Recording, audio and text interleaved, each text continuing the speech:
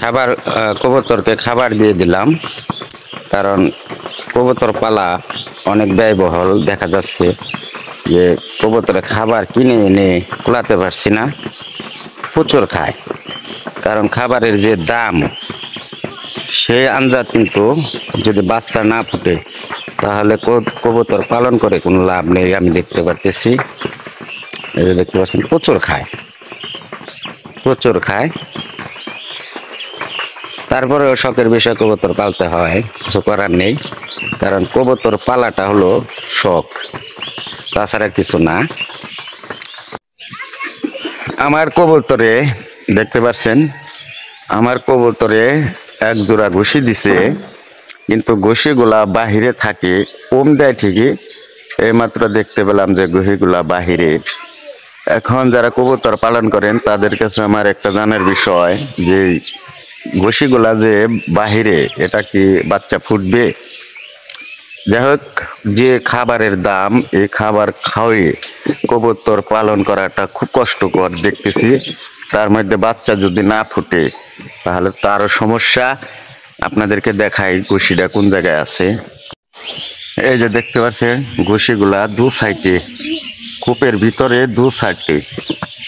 এভাবে থাকলে কি আর বাচ্চা হবে? আমি চিন্তায় আছি যে এগুলা কি বাচ্চা ফুটবে। এই যে কবুতর গুলা চলে গেছে খাবারের জন্য, দেখতে পাচ্ছেন, খাবারের জন্য। আর এগুলা মাঝে মাঝে ওম দেয়, আবার মাঝে মাঝে ওম দেয় না। আর খোপের ভিতরে দেখতে পাচ্ছেন কোনো খড় নেই। আচ্ছা, খড় না থাকলে কি এগুলা বাচ্চা ফুটবে? যারা কবুতর পালন করেন, যারা বুঝেন, তারা অবশ্যই কমেন্টে জানাবেন যে এগুলা বাচ্চা ফুটবে কিনা। এখন আমি এটা ভিতরে দিয়ে দেব, ভিতরে দেখি এগুলা। আর অনেকে বলে যে এই ডিমগুলা হাত দিয়ে ধরলে নাকি বাচ্চা ফুটে না। এটাও আপনারা কমেন্টে জানাবেন যে এগুলা ফুটে কিনা। এখন আমি হাত দেব না, একটা পলিথিন নিয়ে এটা সরিয়ে দেব। ওই দেখতে পাচ্ছেন কবুতরগুলা, যাই ঘুষিগুলা এখন আমি একটা পলিথিন দিয়ে ভিতরে দেব, দেখি। এই যা দর্শক, এই যে দেখতে পাচ্ছেন যে ঘুষিটা, এটা ট্যাপ খাইছে, ট্যাপ। এখন এটা কি বাচ্চা ফুটবে?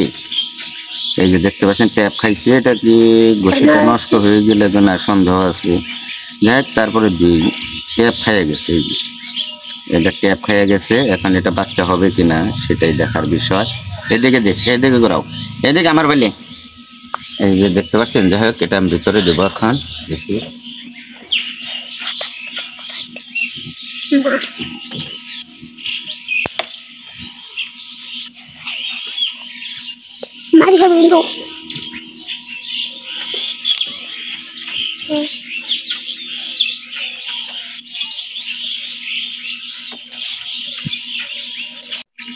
ঘুষিটা ভিতরে দিয়ে দিলাম মাঝখানে।